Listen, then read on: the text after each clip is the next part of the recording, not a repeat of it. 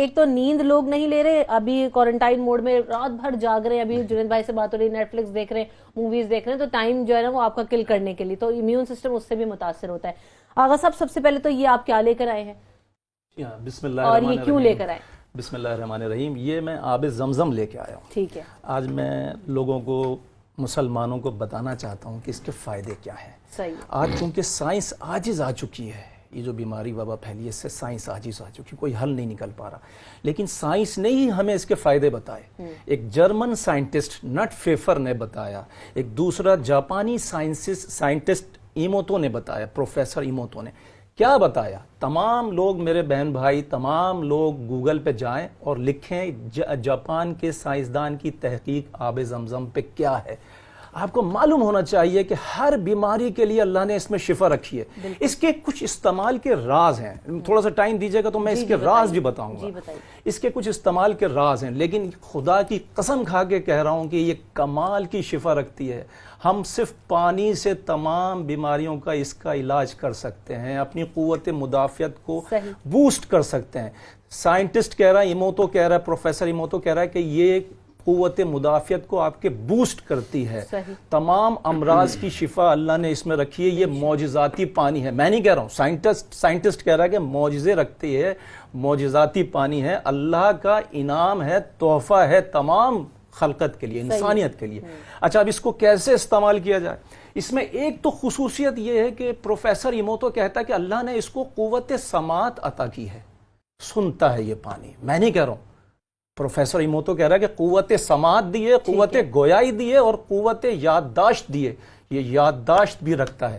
مطلب اب آپ نے اس سے شفا حاصل کرنی ہے مثال کے طور پہ. اور وہ ایک بات اور کہتے ہیں کہ اگر آپ 100 لیٹر پانی کے اندر بھی اس کا ایک قطرہ ڈال دیں گے, سب کا سب آب زمزم بچ جائے گا. یہ معجزہ رکھتا ہے.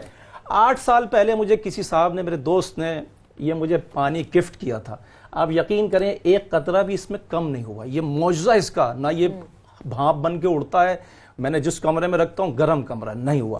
اچھا, ابھی میں اس کے معجزے بتاتا ہوں. آپ یقین کریں, ایک دفعہ ایک صاحب نے مجھے فون کیا کہ آغا صاحب گردے میں شدید درد ہے اور پتھری کی وجہ سے, لیکن میں سب دوائیاں کھا رہا ہوں, فائدہ نہیں ہو رہا, میں کیا کروں؟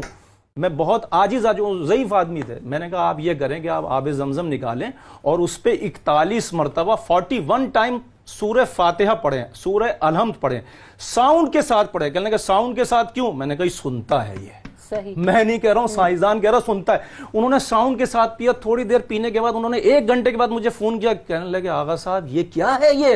میں نے کہا یہ معجزہ ہے. ان کا درد ختم ہو گیا. 10 یا 11 دن کے بعد ان کی پتھری ریت کی طرح سے یورین کے ذریعے پاس ہو گئی, ختم ہو گیا. ایک دفعہ ایک صاحب نے مجھے فون کیا, کہنے لگے صاحب مجھے سانس کا مرض ہے, میں کیا کروں؟ ان کے بھانجے نے مجھے فون کیا. میں نے کہا بھئی آپ یہ کریں, آب زمزم پئیں. انہوں نے کہا اچھا. انہوں نے پیا. ان کے چچا مجھ سے پہلے مجھے فون کر چکے تھے, کیا کریں؟ ان کو بھی میں نے بتا, ان کو فائدہ نہیں ہوا, ان کو یقین نہیں تھا اس پر, ان کو فائدہ نہیں دیا. اچھا, بھانجے کو یقین تھا, بھانجے کو یقین تھا, ان کا سانس کا مرض چلا گیا. اچھا, میں اپنا واقعہ ایک سنانا چاہتا ہوں. 2015 میں مجھے شدید کھانسی شروع ہوئی. میں نے اپنے تمام نسخے استعمال کیے, ٹھیک ہو جاتا, پھر بیمار ہو جاتا, ٹھیک ہو جاتا, پھر کھانسی. میں نے ایلوپیتھک دوائی بھی, ہومیوپیتھک سب کر کے دیکھا, نہیں ہوا فائدہ.